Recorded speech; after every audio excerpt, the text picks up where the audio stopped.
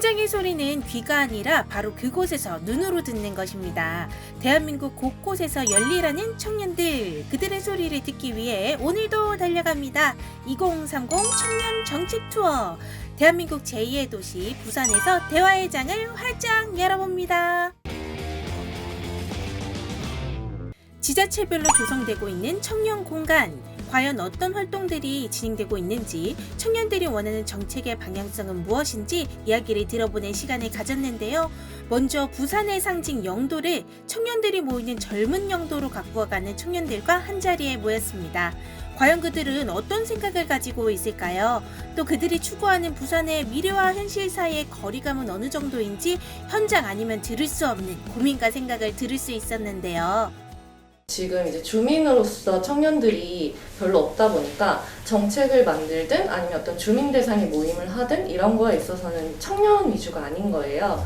예를 들면 저는 영도에 있는 구민 소통 참여단 이런 거를 해보기도 했었고, 모든 것들이 이제 조금 보는 세대 차이와 관점이 다른 거죠. 예를 들면 청년들도 다 모여라 라고 했는데 구민소통 참여단을 운영하는 시간이 오후 2시라든지 그래서 청년들이 올 수 없는 시각이라든지 반영이 안 되는 것 같아서 일단 이렇게 동네 친구들이 일단 모여가지고 자기에 대한 일상을 공유하고 이야기를 하다 보면 언젠가는 자기들의 목소리를 낼 수 있는 그런 어떤 게 되지 않을까라는 고민은 지금 가지고 있습니다. 예산이 너무 작아요. 이번에 보니까 이제 청년 인구는 20%인데 전체 예산은 0.7% 정도밖에 안 된다. 근데 이번에 이제 국조실에서 이제 기본계획 수립되고 이제 시행 계획들을 이제 그 국조실의 기준에 따라서 이제 다시 조정해서 올리다 보니 기존 예산 대비 200억이 줄은 거예요. 그 이유가 청년이 대상이 되는 사업이 50%가 되지 않는 사업은 빼고 올려라라고 기준이 새로 만들어지다 보니까 50%가 되지 않는 사업들을 뺐더니 이제 200억이 날아간 거죠.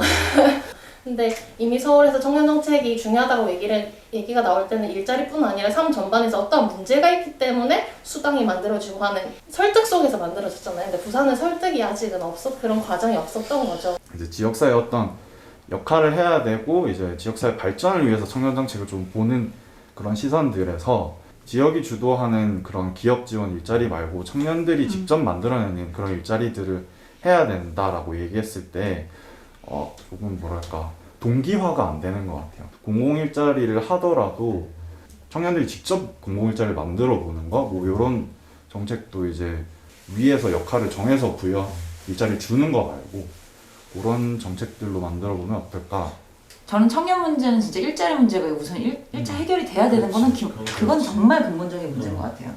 그렇게 청년 정책을 다양하게 다뤄봤는데도 결국 문제는 소득을 얻게 하는 게 중요한 거다. 당장 소득을 얻어야 할 이 시기에 소득을 얻게 하는 게 자꾸 지체되고 있는 이 시기를 얼렁 당기는 것이 가장 중요한 문제이다라는 게 사실 돌고 돌아서 다시 왔거든요. 그래서 그런 점에서 일자리를 다시 강조하는 지금의 흐름에서 이 일자리를 어떻게 다시 창출할 것인가에 대한 부분에 국가와 그리고 지자체까지 모두 그 민간까지 모두 같이 고민해야 되는 시점으로 돌아왔다.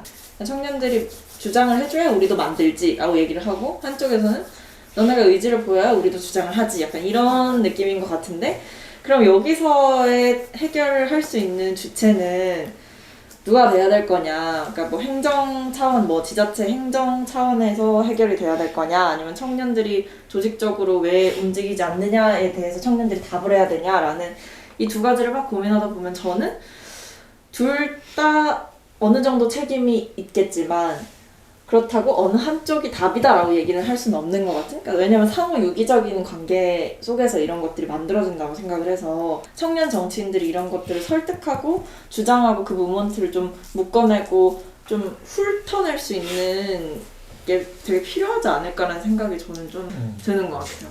지역주도의 일자리 만들어졌다. 혹은 센터가 만들어졌다. 여러 가지 월세전사가 만들어졌다. 그랬을 때 이게 그러면 청년의 겉에서 맴돌면서 그냥 상태를 파악하고 있는 건지, 그거를 이제 직접적으로 마주하는 집행에 있는 사람들이 안에까지 들여다보면서 살펴가지고 그 다음 단계를 제안하고 있는 건지, 어쨌든 실행 단계에서 어떻게 되고 있는지를 잘 살펴보는 것도 지금은 중요한 것 같아요. 역시 지속 가능한 청년 활동을 위해서 움직이려는 청년들과 이를 지지하고 뒷받침하는 정책에 2인 삼각의 호흡이 얼마나 중요한지를 확인할 수 있었습니다. 시원시원한 풍경의 도시와 또 휴양지로서 부산의 면모를 여실히 보여주었는데요. 그중 부산의 명물 자갈치 시장으로 향합니다.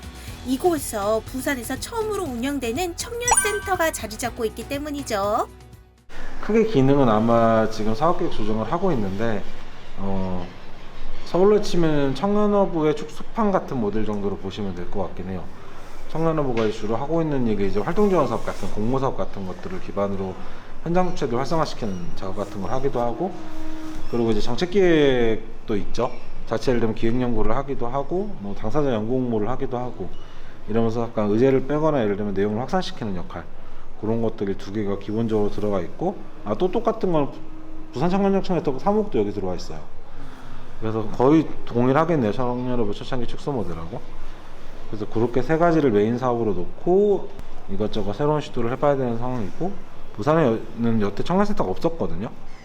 그래서 부산에서 처음 만들어지는 센터이기도 하고. 청년 일자리와 주거, 생활안전은 물론이고요. 문화활동까지 다양한 활동을 기획하고 지원하는 부산 청년센터의 활동을 응원합니다.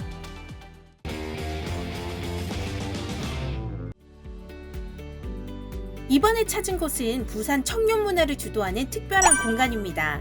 같은 생각을 공유하고 함께 활동할 수 있다는 건 얼마나 신나는 일일까요?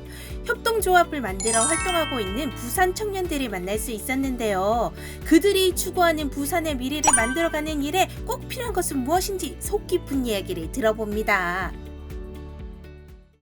이거 중구청 소유의 건물인 건데 중구청에서 공간 지원을 해주고 시에서는 프로그램 지원을 해줘요. 문화재단을 통해서. 그래서 청년들이 공간 기반으로 청년 프로그램이라든지 아니면 예술적인 프로그램이라든지 그런 것들을 좀 할 수 있도록 지원을 해주면서 저희도 활동이랑 맞아서 이렇게 진행을 하고 있습니다. 소멸돼간 지역에 청년 마을을 만들어서 거기를 조금 정착시키거나 이런 건데 사실 그 이제 조금 회의적인 면이 좀 하다 보니까, 왜냐면 이제 그런 발상 자체가 뭐 결국 그 지역이 소멸되지 않으려면 예를 들면 그 정도 예산을 투입해서 5억인데 5억을 투입해서 이 짧은 기간 안에 어떤 성과를 내서 뭐 또 그 다음을 준비해야 되는 게 청년들의 입장인데, 이게 조금 더 장기간에 걸쳐서 예를 들어 예산도 조금 나눠서 장기적으로 좀 투자를 해주신다든가 이런 관점이 필요한 것 같은데, 이게 너무 천편일률적으로 5억을 마을에 청년들이 쓸 수 있도록 이렇게 하는 자체가 이 지역이나 마을 입장에서도 좀 부담스러운 면이 있는 것 같거든요. 세상은 세월과 함께 변합니다. 어떤 일이든 끊임없는 개선이 요구된다는 것인데요.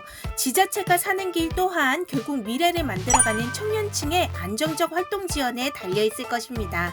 자신이 있는 곳에 마음을 쏟는 청년들, 그들이 걷는 방향이 결코 외로운 개척이 되지 않도록 가장 든든한 버팀목이 되어줄 것은 정책입니다.